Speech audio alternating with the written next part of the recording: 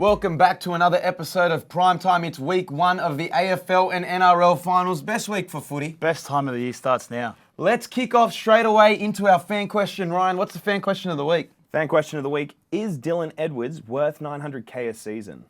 I'm going to say yes, he is. For the Penrith system, he is pivotal to them. He's their go-to, I think, one of the safest fullbacks in the comp. He's one of the best defensive fullbacks in the comp. He's everywhere on the field for them.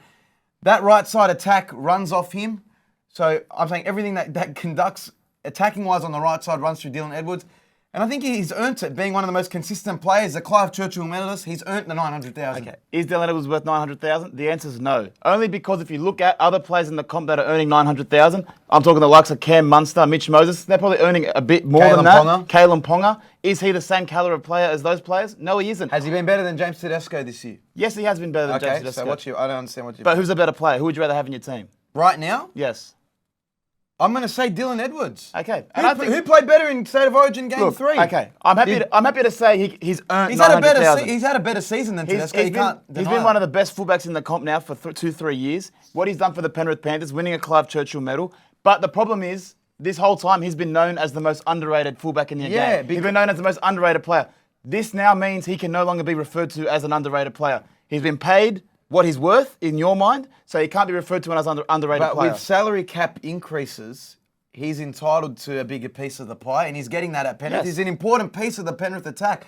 So I think, we can compare whoever you want him to in the top 5 of fullbacks, but if you're a top 5, top 6 fullback in the game, you're going to get big fullback money, and he deserves it. Okay, I think he is. So what I would say, you know what, I reversed my answer. He is worth $900,000, Okay, only because there's not that much talent at fullback. Yeah. But you can't refer to him as underrated because he's now getting paid star money. But they say he's underrated because he never got that money and doesn't get the credit he does in a team with Nathan Cleary, Jerome Luai, Brian To'o, Stephen Crichton. He's getting that money now because he deserves it, and it's coming off the back of consistent performances as a fullback. So, Dylan Edwards, you're a gun. You won my man of the match bet last year. I love you for it. You deserve your $900,000. Is he a top 5 fullback? I would say he's pushing that 5th, 6th. Yes or no, top 5? I would say yes this season. Okay, I say no. Okay, let's move on to our best team of the week. Nick, who was your best team of this last round? My team of the week was Penrith Panthers, with Dylan Edwards coming back into the side. Minor premiership. They secured the minor premiership, put Brisbane to sleep. I think it was a game that they needed going back into the finals, showing everyone why they're premiership favourites. So for me, Penrith team of the week. Everyone coming out of this week says Penrith's three-peating. Everyone says who can really beat them? No one. Especially with the likes of South leaving the comp, not making it through. Brisbane are one of the best attacking teams in the comp. I don't think they're going to be able to keep up with the experience. Even without Jerome Luai there, they look better even with Cogger there. So I'm going to agree with you there. Penrith, great team for last week. I'm going to go with the Dolphins. Again, everyone has said they fell off on the back end of the season, and yes, they did. But for a team that had zero expectations going into the season, right, to finish where they finished, to put on some of the performances that they did, they were also riddled with injuries throughout the season and suspensions with Felice Kafusi and other players. They had some Origin players in there as well, so I'm going to say it's a success of a first season for them. Wayne Bennett's overachieved, and they finished off the season really well with a great performance, putting on a lot of tries. Jermaine Osako's been a revelation for them, so I'm going the Dolphins, my team of the week. Who's your player of the week? My player of the week was Kieran Foran, scoring a hat-trick, his first ever hat-trick in the NRL, coming so late in his career. I think it really just shows you that the halves in the competition, the ageing halves, are the better ones. Kieran Foran, I don't know why Manly let him go. I don't know why the Bulldogs let him go 2-3 years ago before that. Because he played about 3 games, Nick, that's why. Still, but you got to see the quality of football that he's capable of playing. He's one of the better halves in the comp. He's been like that his whole career. So really, if you're a Bulldogs team who's lacking a halfback, look at ageing halves. They're not done. Yes, they might be a bit slower, but their wisdom and their ability to play the game is still there. Mitchell Pearce, Jimmy Maloney, bring him back. I agree. There's a half shortage, a halves crisis. Even Luke Keary is still fending off blokes. And look at the Brisbane Broncos. They signed Adam Reynolds. Brian, that's probably been the best thing for your season. Amongst other things, Reece Walsh being part of it as well. Yeah, you can't deny the young 20-year-old. He's been a spark for them. But my player of the round is Ryan Pappenhausen. Little Pappy. Scoring his first try back as a starter this week for Melbourne. It's not a redemption story, but it brings a tear to your eye. Because the guy on Instagram has been slaving away to get back from his injury. He's shown the whole process of how he's overcome this adversity of a knee shattering, right, to get back to his first grade position, starting at fullback, and it looks like he hasn't missed a beat like scoring last week. So full credit to Ryan Papenhuyzen. I love seeing him. He's become like a self-help coach on Instagram. Some of the quotes he's been putting up, it just makes you think you can achieve anything in this life that you put your mind to. He's put his mind to coming back and getting into first grade as a fullback. And I hope he has a great final series because you never know. Melbourne could be that smoky team that can compete with the likes of Penrith. I think they're going to beat Brisbane this week again and go back to back like they did last week. So Ryan Papenhuyzen, I love to see you back. And I'm sure you'll be in many people's multis this week. Well, I mean, I saw him play a bit of lock last week as well, so who knows where they're going to be playing him next week. Happy to see him back. Happy to see him score a try. It is a great ending to his comeback, his whole comeback tour. So Ryan Papenhuyzen, shout out to you, mate. Great win. Now, I want to call out the Bulldogs because they have been in the media for all the wrong reasons over the last 2 weeks, okay? 5 years, really. You've had this Andrew Davies scenario, okay, that he's come out to Buzz Rothfield and he said he didn't like the way that the club conducted their training sessions, didn't like how Cam Serraldo treated him as a player. Then Josh Morris came and criticised him and said, listen, you're a professional athlete, you have to do what is best. Then throughout the week, before they played the Gold Coast, there was rumours that Josh Addod-Carr could be leaving the Bulldogs, on top of players not rocking up to training, Tavita Pangai Jr. walking out of the club as well. It seems like the Bulldogs are in all sorts. Do you think there's any truth to Josh Addod-Carr leaving the Bulldogs? God, I hope not. I mean, he's been one of our best players this season. I still think at his best, he's the best winger in the comp. The explosiveness and X factor he provides is second to none to any other winger in the comp. And you saw it, he scored a hat-trick over the weekend. Exactly. If the way he plays the game would attribute any great team in the comp. Just because the Bulldogs haven't been setting up that well, I mean, when I saw the news headline that he might be leaving, I was pretty heartbroken. Because as a Bulldogs fan, you're looking at it like, we're losing Pangai Jr., we're losing all these other good players. You add Josh Addod-Carr to that list without signing anyone. What are we doing as a team? Feel good, get your shit in order. Really, we shouldn't have these rumours at all. I know people have had their problems with Cam Serraldo, but I know me and you, we still back him. Yeah. And AddoCarr, if you're thinking about leaving, please don't. Please don't. Yeah, we beg you, please, because it's been a horrid season, and I feel like Josh Addod-Carr is one of the leaders at the club. There was rumours last year that he was going to go to Melbourne on a loan, and Phil Gould stopped that and said, no, we need to actually breed a culture here of we want our players here, and it's for the fans. It's best for him to be a leader at this club. And he came out and denied it immediately and said, it's all bullshit. I'm not going anywhere. His manager came out and denied it, but it would be heartbreaking if he were to leave as well off the back of this season. But I don't think he wants to leave. He's comfortable in Belmore. The people love him in Belmore. He's still playing good footy. He's an origin player. I think the Bulldogs are going to build off the failure of this season. They're trying to set a good standard, and he's going to be a pivotal part of that going forward. I mean, Phil Gould saying someone's not leaving doesn't mean anything anymore. Yeah, it doesn't mean shit. But talking about other news that you mentioned for the Bulldogs, previous players, former players, Josh Morris, Willie Mason, they've come out and called the current generation of Bulldogs soft. They said when they played, they were much harder training sessions, and they just put up with it. Des Hasler used to put them through the ringer, and they just went forward as if it was nothing. Josh Morris said they would wrestle 20, 30 blokes until they couldn't move again, and that was, under Desi, that's what was required as an athlete in first grade. So is Josh Morris right in saying that this current generation of NRL players is soft? Well, I mean, there were rumours as well that Sam Burgess came out and criticised some of the Souths players for always being in the rehab and not taking first grade as serious as they once did, or not needing the level of commitment that they once had. I'm not going to say it's soft because the whole game in general has gone soft. You know, high tackles are not what high tackles used to be anymore. Any contact with the head is deemed illegal. There's no biff. There's no biff as well. I think the game as a whole has gone soft. It's not just training, player management, player load management as well. That never used to be a thing. People would rock up to training and get put through the ringer. I only think it's been very difficult on the Bulldogs because they're in a losing team. They're in a losing culture. No one's coming out and calling Craig Bellamy soft. No one's coming out and criticising the way Craig Bellamy coaches, even though he has one of the most Nazi-like, pre-seasons in the NRL. He'd have one of the most diligent and hard-working teams, and that's strictly because he's a hard ass and would push his team to the limits. And that's why I agree with Josh Morris in saying the current generation is soft, strictly because they're more likely to be divas. And that's just a quality that's happened throughout all sports, NBA, soccer, NFL.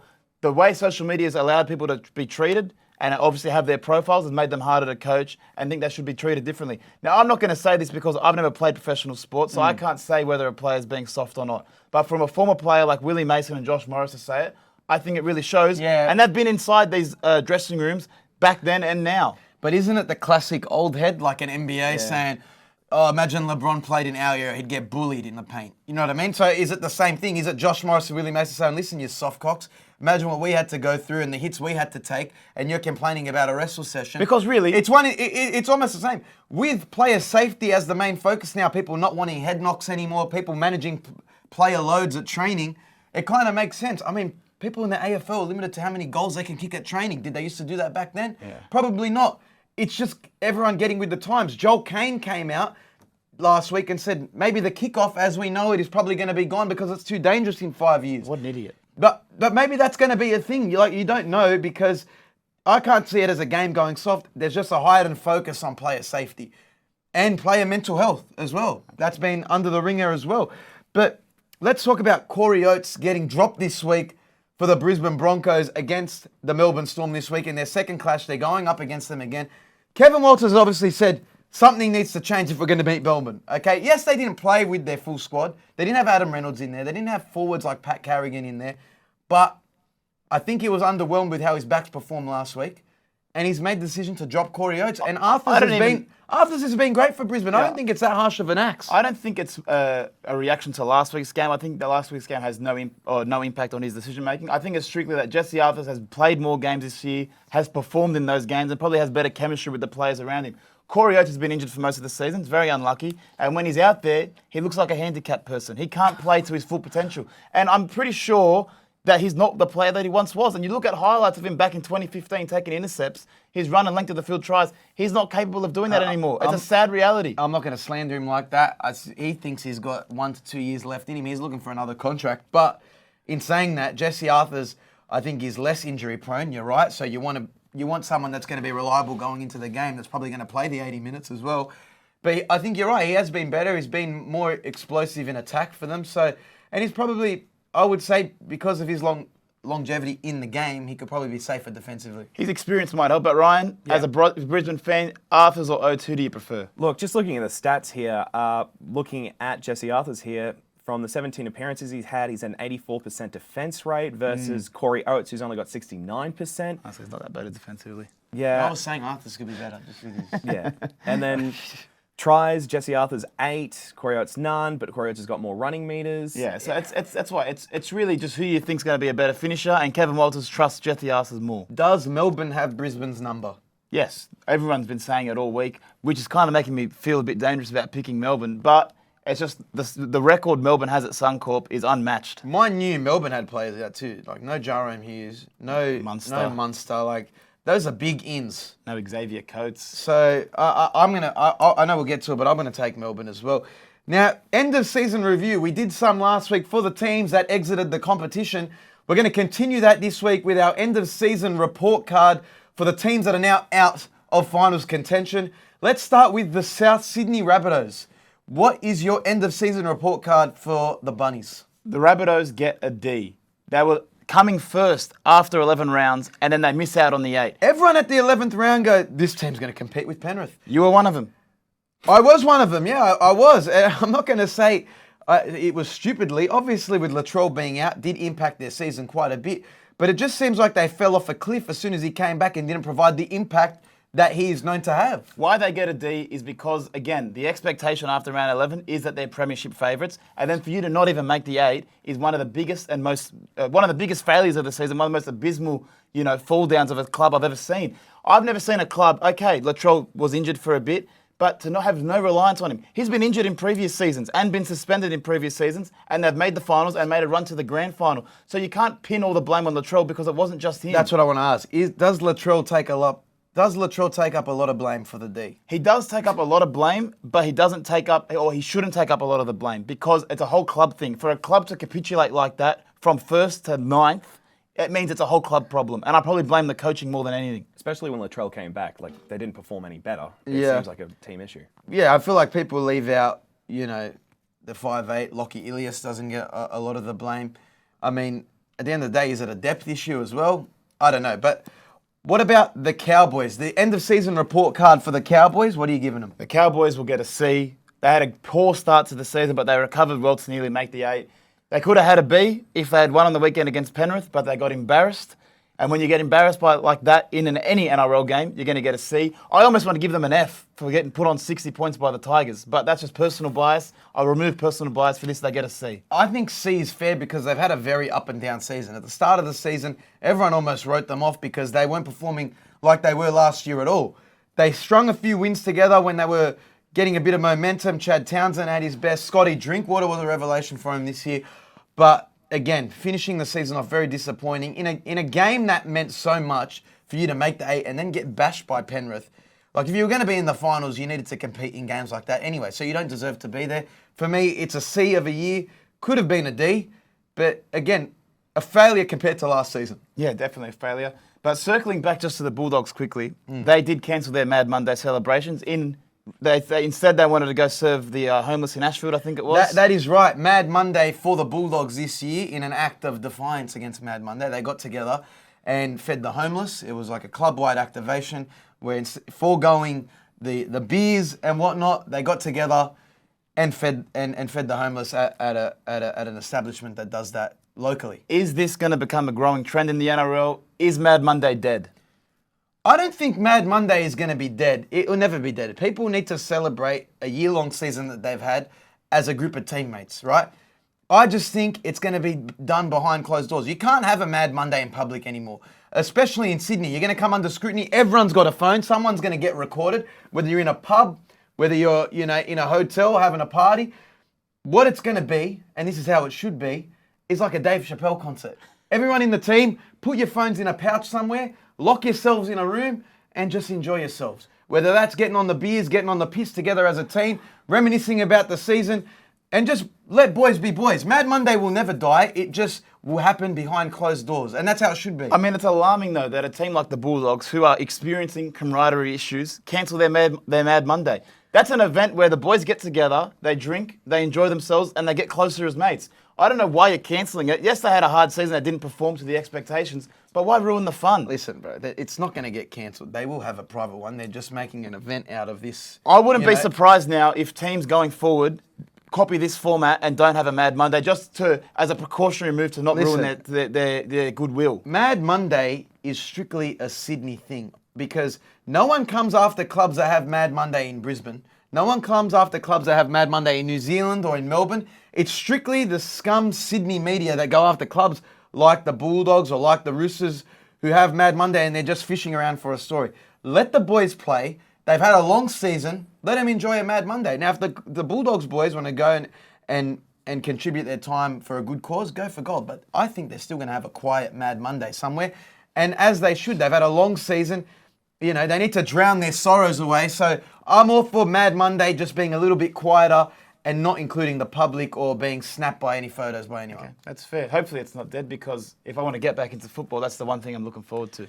Well, now that the NRL season is over, let's get into the end of season awards. We will give the end of season. That's pretty much our version of the Dally M's of who deserves the end of season awards. Let's start with who has been the MVP of this season. I think this is an easy one. It's Reece Walsh. He's had a blistering season. I mean, I'm saying it's with the likes of Jared Hayne and Tommy Turbo, Ben Barber when they were in their best form. When you have that season as a fullback, you're an easy MVP. Reece Walsh taking the Brisbane Broncos to the number 1 spot, or number 2 at the end of the season. Number 1 for most of the season. And he's transformed the club. So as an MVP, that's what you're supposed to do. Reece Walsh MVP. He's the most valuable player. He's that spark in attack for Brisbane. He's transformed the way that they attack compared to previous seasons. So I'm going to say he's MVP, and I'm also going to say he's the signing of the season because this is his first year with the club coming from the Warriors, and he's been unbelievable for them. Everyone has come out and said he's been the highlight fullback for the comp. Phil Gould says he's been the best fullback in the comp. Some are calling for him to take the Kangaroos jumper. He beat Kalen Ponga to the Queensland jersey. It was ballsy for Billy Slater to give him that number 1 jersey for the Maroons. So, again, I'm going to say he's the signing of the season. Who has been the biggest flop of the season? The biggest flop signing has been, for me, Isaiah Papali'i. Someone who was brought into the West Tigers to maybe show a bit more go forward for them, try and transform the ways of the club from winning a wooden spoon. Well, he didn't do any of that because I barely heard his name all year. I didn't even know if he was injured or not because I just never heard his name. And I'm pretty sure I just saw a rumour the other day that he wants to go back to Parramatta. So, as a West Tigers fan, what did you get out of Papali'i? You got nothing. That's the biggest flop I've ever seen. Yeah, but as a second rower, you do rely on your halves a lot, and he wasn't getting the quality ball that Mitchell Moses and Dylan Brown were delivering him, so I think that's a little bit harsh. I'm going to go with the stock standard answer of Brandon Smith, and I love Brandon Smith. He's a great bloke, but I think even himself will say he didn't live up to his Melbourne standards at the Roosters, and it's not just solely based on him. The Roosters have struggled as a club this whole year, but on the amount of money that he is on, and what the Roosters expected of him, I would say he's a flop of the season. But in saying that, they've made the finals. And if they go on a bit of a run, he can turn being flop of the season around. He can definitely redeem himself with a good finals run. But as a regular season flop of the season, I'm going with Brandon Smith. Okay, that's fair. Let's move on now to Who's in the Wrong, part 2. Moving on from last week, who was in the wrong? Who's in the wrong this week? Buzz Rothfield or James Graham arguing over Andrew Davey? Who's in the wrong rugby league edition? I'm going to say Buzz. I watched their interaction on 360. They were going at each other and it looked like they were blowing up for no reason. Could have just been a much more civil discussion. But James Graham is a former player. He's been there. What is it? Buzz Rothfield's never laced a boot in his life. And he hates Phil Gould. He's gone on record saying he hates him and they can't stand each other. So he's looking for drama in the Bulldogs. If Andrew Davey wants to come out and give him a scoop saying he didn't like the way the Bulldogs treated him, who cares? No one cares. You didn't get the second row spot because Preston Mania beat you to the spot. It sounds like you're a little bit bitter.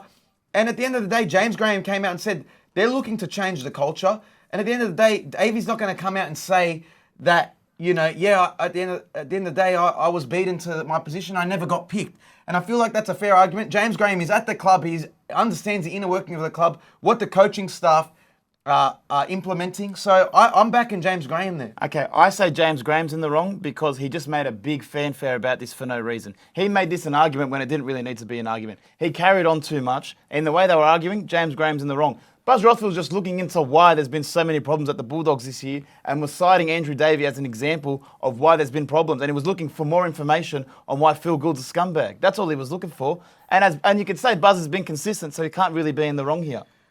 I'm saying Buzz is in the wrong because he's just looking for little things to even further put shit on the club. And as a Bulldogs fan, please just leave us alone. We've had a rough fucking 1 year. You know what I mean? That's enough. Who's in the wrong? Sean Strickland in the UFC not turning up to the Welcome to Country today at the UFC in Darling Harbour or in Barangaroo. All the Fox Sports reporters calling him out for being a scumbag? Yes.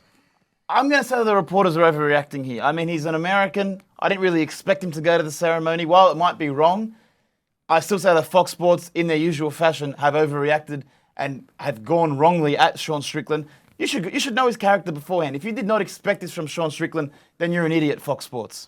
I don't think Sean Strickland knows what a Welcome to Country is. And, we had a bit of an interaction with him today. He does not care. He just wants to collect his check from the UFC, fight Israel Adesanya, talk shit about Israel Adesanya, and leave. I don't think he's the biggest fan of Australia, for what Australia have been like over the last 2 years. He loves his guns. He loves America.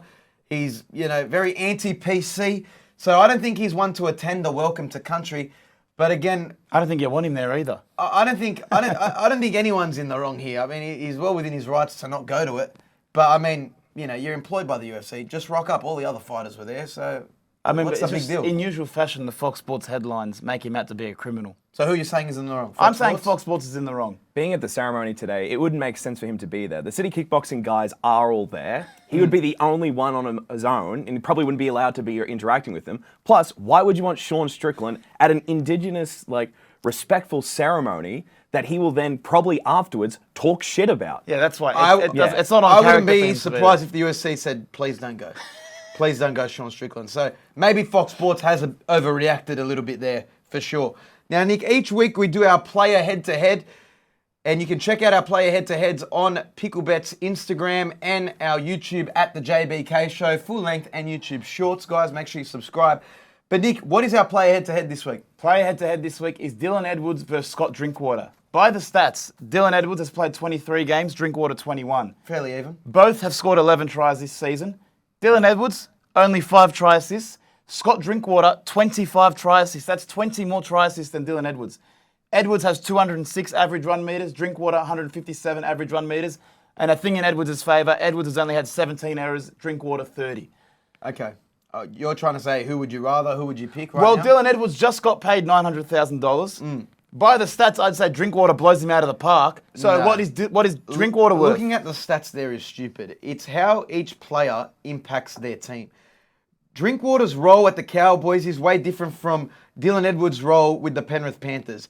He doesn't have to rely on himself as being a spark like Drinkwater is for the Cowboys. He runs the attack on the right. He's everywhere defensively. His running meters are still great as well, mind you.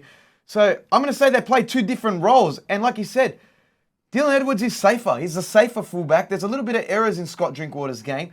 So I think based on them being two different players and having two different roles for the club, I'm still taking Dylan Edwards. I don't think you realise how many try assists is the difference. 20 try assists different is worth more than 50 extra run meters a game. But mate, you see, Dylan Edwards injects himself into the attack mainly on the right side. Scotty Drinkwater has to be everywhere for the Cowboys. Chad Townsend isn't a game breaker as Nathan Cleary is, or they don't Exactly, but Chad Townsend's not getting the same money that Cleary is.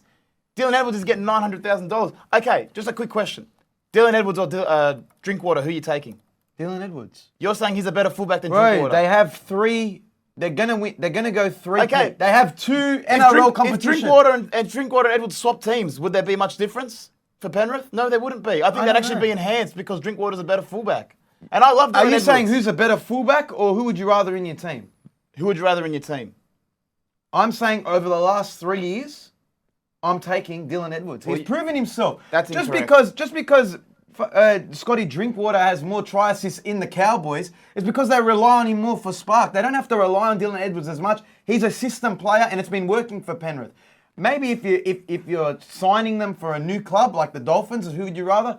It's a toss-up for sure. You'd have to think about it. But Dylan Edwards has proven himself, and that's why I think he's higher on the list in the top 5 fullbacks than Scotty Drinkwater. That's incorrect. Edwards is a great fullback. I think he's definitely up there in terms of top tier fullbacks in the competition. But Drinkwater is ahead of him as a creative fullback, as a running fullback, and he scored equal amount of tries as well. Yes, okay, 50 extra run meters, it doesn't mean much when you're setting up and scoring tries. Two different systems. You haven't seen Dylan Edwards in a different system where they're going to have to rely on him more. So I think it's hard to judge, but I'm taking Dylan Edwards just based on success. Okay. Well, let's go through our top 5. Each week we do our top 5. You can, as I said, you can catch our top 5s over on Picklebet and at the JBK Show. This week's top 5 is top 5 most hated professions in the world. Top 5 most hated occupations. Top 5 most hated occupations. This can be sporting related. This can be occupations in everyday life. Starting with number 5, what do we have? Security guards. Everyone hates security guards. You're going to a club, you're going to a pub, they're going to reject you. They're the most hated person in the world. But look, it's not all security guards. It's a few bad apples that it's making it bad for the rest of the security guards. People with a superiority complex, like security guards at the Coogee Pav, for example. Coogee Pav, perfect example. There's a bunch of big buff guys that think they're too powerful. It's a power trip for them. And when you ruin someone's night, you're one of the most hated people in the world. So security guards, you're number 5. Security guards, number 5. Number 4, I'm going with referees and umpires. Now, no one wants to grow up and say, I want to be a referee. You always want to be the sporting star, the sporting athlete. If you get into refereeing, you're just opening yourself up to criticism when you get decisions wrong, and then when you get decisions wrong, when you have technology, you have reason to be hated. And you also come across as fairly arrogant when you're talking to players who are much larger than you that could probably slap you around, right? So definitely referees and umpire with a bit of arrogance are number 4. I'm going to say referees and umpires. You're nerds. You're nerds growing up. You probably got bullied in school, and that's why you're a referee or umpire. It's a bit harsh. It's a bit harsh, but it's true. At number 3, I'm going with real estate agents.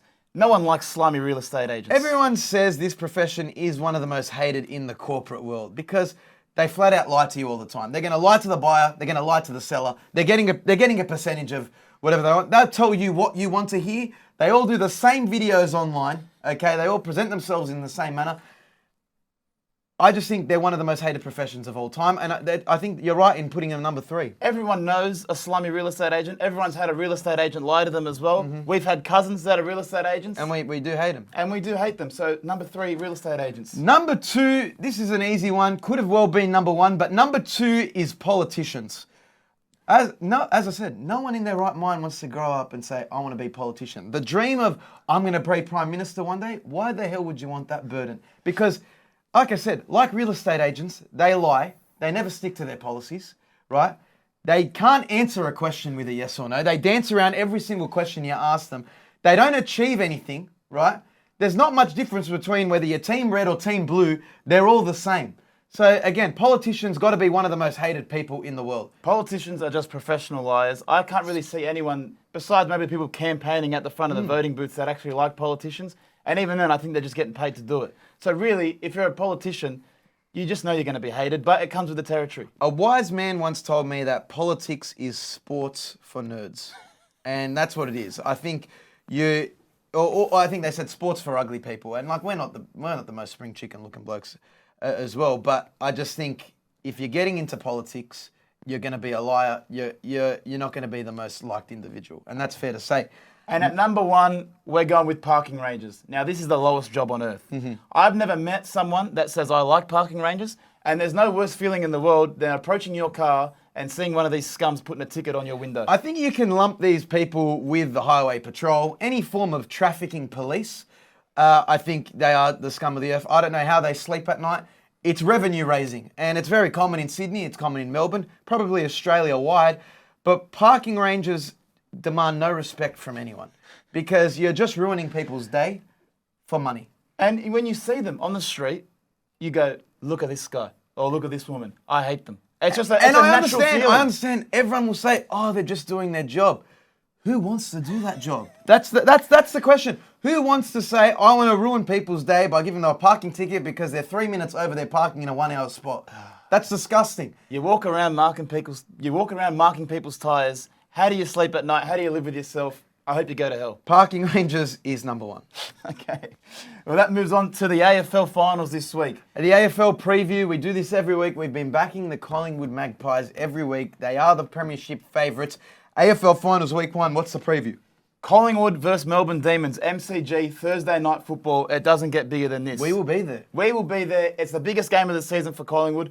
Nick Dacos, he was running earlier this week, but he was ruled out of the game. Unfortunately, it was his first time he's been running since the knee fracture, but we're going to win without him. If they lose this week, is he a guarantee for the following week? He's not a guarantee, but it's very likely. But we're not losing anyway, so we're not worried about that. If you look ahead to this game, Melbourne Demons are one of the strongest teams in the competitions, but it's nothing when you're measuring up against Collingwood Magpies. So this week, as a confidence booster of Nick Dacos training, I'm taking Josh Dacos 30-plus disposals and the Collingwood victory. Not Collingwood 30-plus, just Collingwood to win. It's finals football. It gets a bit more serious. Josh Dacos 30-plus, Collingwood win. It's easy money. Dacos can get the 30-plus disposals? Josh Dacos, of course, just got crowned All-Australian. Of course he can get 30-plus disposals. Now, speaking of the AFL, they have recently announced that their halftime show at the AFL Grand Final will be performed by Kiss, the 1980s, 1990s rock band. Everyone in the AFL community, particularly online, are saying this is going to be Meatloaf 2.0. I don't know if I can agree because Kiss do have some bangers. They might be too old for the young generation of AFL fans, but to compare it to Meatloaf, people still know Kiss. Well, everyone is just expecting Meatloaf was past his prime when he performed his AFL show. R.I.P. Meatloaf. And it was one of the worst halftime shows ever.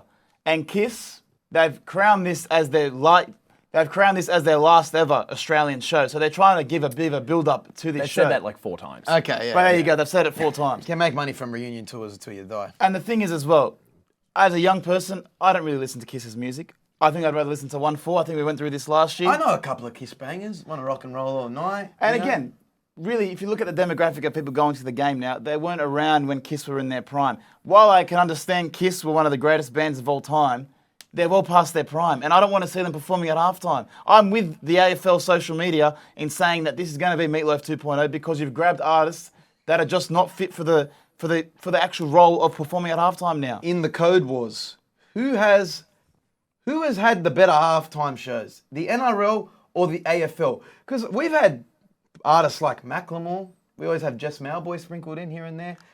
We've had some local artists as well. I give the AFL the victory because they've had Ed Sheeran and they've had Lionel Richie.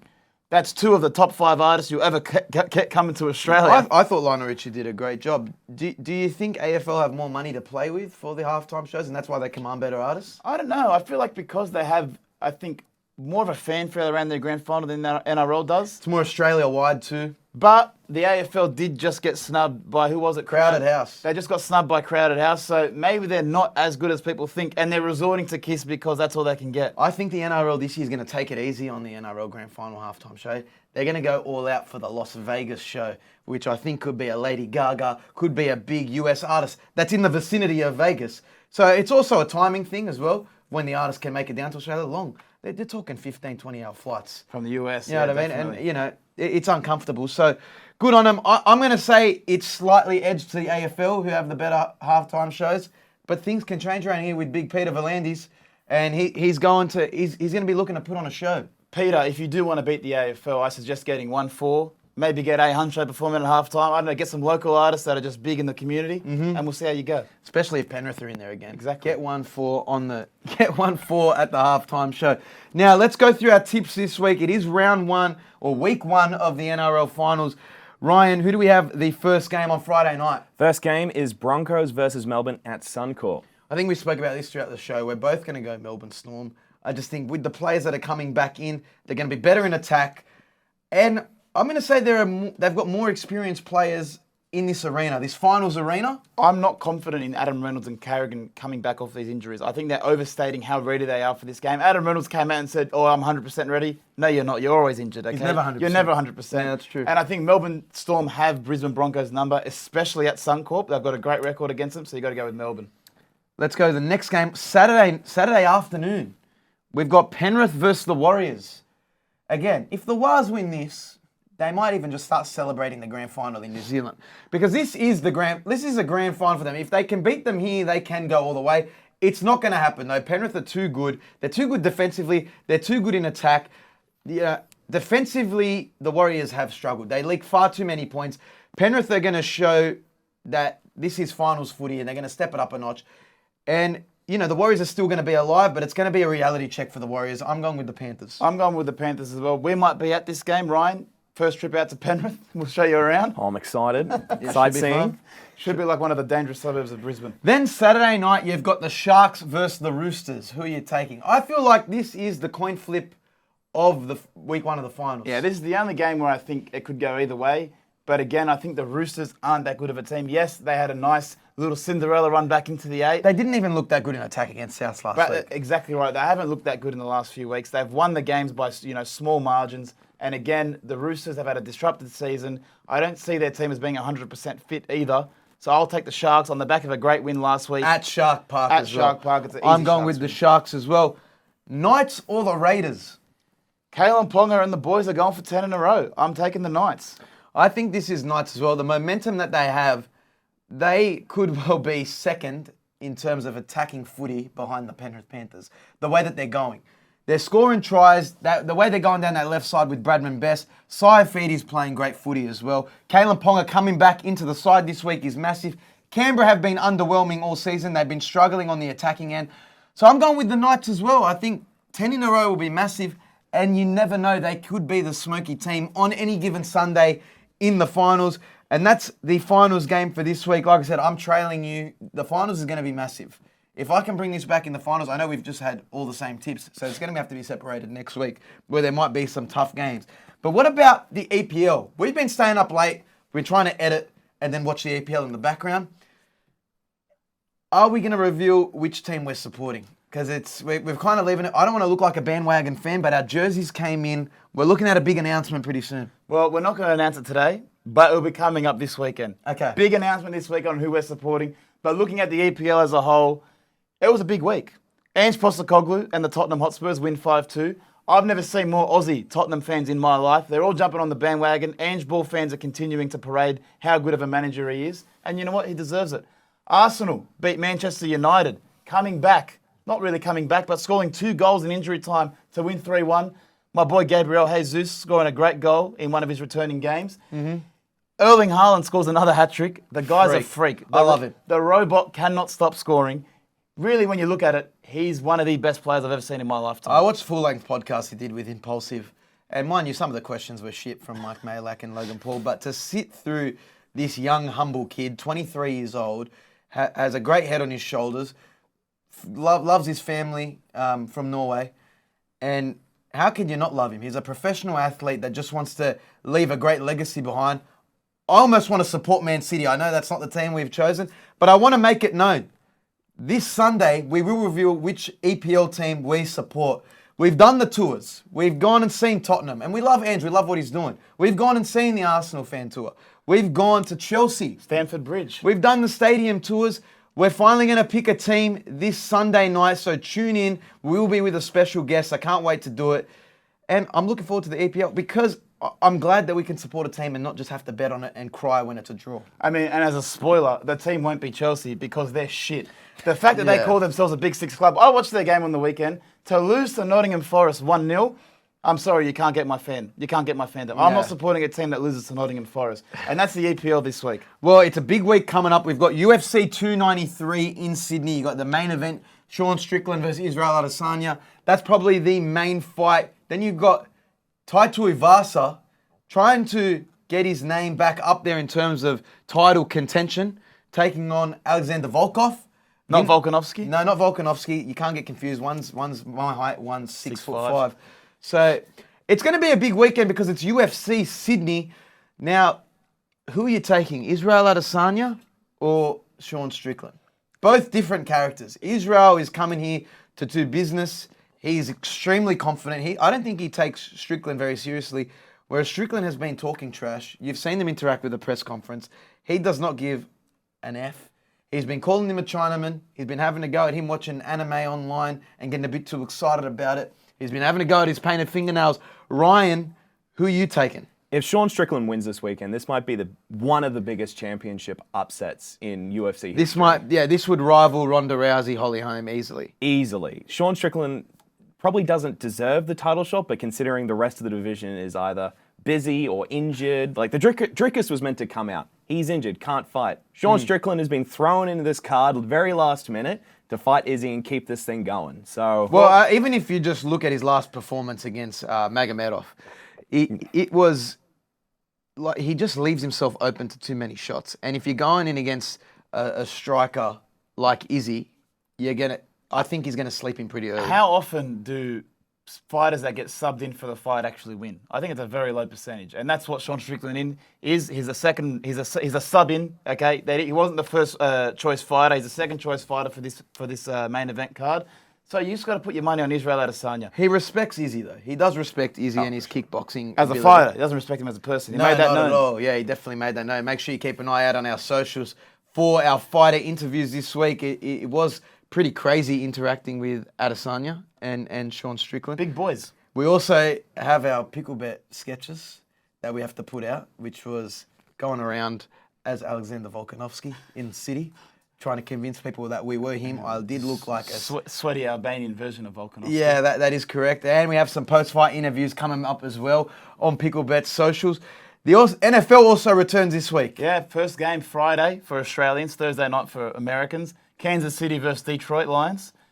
It's nice to have the NFL back. I can't wait to be putting my massive parlays on. Receiving yards, running back, rushing yards, quarterback throwing yards. It's my favourite time of the year. I also want to mention we will be going on tour covering the biggest games of the NRL and AFL finals over the next 4 weeks. We're going to be at Penrith versus the Warriors this weekend. We could be in New Zealand when there is a game there. We're covering the Collingwood game in Melbourne. We're going to be at the biggest games of the finals, so make sure you stay tuned to Picklebet socials, and we're going to be everywhere, really. It's going to be fun. I can't wait. Also, I just want to mention in WWE, AEW wrestling news, CM Punk fired from AEW to work. Could he end up back at WWE with Vince McMahon? I don't see it happening. I think he just bows out of the industry as a whole. He's burnt way too many bridges to go back to WWE. And I'm saying this as probably one of the very few CM Punk fans left. I hope he comes back. I hope it's at the Royal Rumble because that's when I love it, when superstars come back.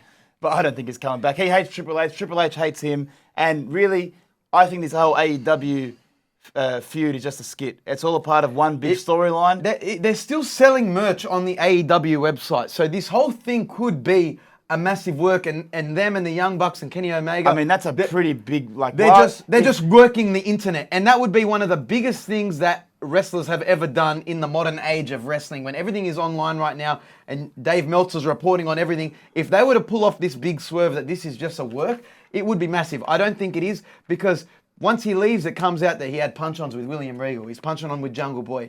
He's fired after press conferences. Eric Bischoff says he's just one big cancer and should have been fired a long time ago. Tony Khan said it was one of the hardest things he's ever done. But imagine he shows up at the Royal Rumble. There's so many feuds he could have in the WWE. And finally get that main event match at WrestleMania that he always wanted, especially if WrestleMania is 2 nights. Doesn't count. You got to go on last on the second night. Well, that brings us to an end of Prime Time. Thank you for tuning in. As always, we'll be back next week on Tuesday. So make sure you get us wherever you get your podcasts and on YouTube at The JBK Show. Until next time, thank you for tuning in and back to you in the studio. Sean sent me a message.